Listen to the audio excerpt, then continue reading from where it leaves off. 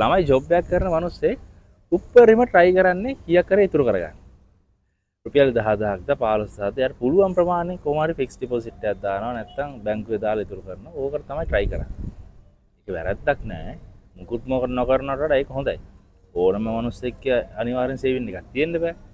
නමුත් නොහිතන කාරණාව තමයි මේකෙන් කොහොමද සල්ලි අනිත් පැත්තට පැටව ගස්සන්නේ කියන්නේ. එක්ක එහෙම සල්ලි පැටව ගස්සන්න පුළුවන් තැනක් තමුන් හදන්න ඕනේ. එහෙම නැත්නම් හදපු තැනක ආයෝජනය කරන්න ඕනේ. මං කියන්නේ තේරෙනවද? එක්ක එහෙම තැනක් හදනවා නම් එයා ඇවිල්ලා හොඳ මිනිස්සෙක්. හොඳ ව්‍යවසායකයෙක්. හොඳයි ඈ. ඒක තමයි හොඳම දේ. එහෙම බැරි එක්කෙනෙක් නම් ආ ජොබ් එකක් කරන එක්කෙනෙක් නම් ඇත්තට මේක වෙලාවක් නෑ නැත්නම් ඒකට මුදල් ප්‍රතිපාදන මදි මොන හරි ගැටලුවක් තියෙනවනේ. එහෙනම් ඔයාලට කරන්න පුළුවන් මොකද්ද? ඒ සල්ලි පැටව ගස්සන තැනක මොකද්ද? සල්ලි ටිකක් දාන එක. ඒක ෂෙයා මාකට් එක වෙන්න පුළුවන්. ඒක ක්‍රිප්ටෝ මාකට් එක වෙන්න පුළුවන්. ඒක ඔයා තීරණය කරන්න ඕනේ.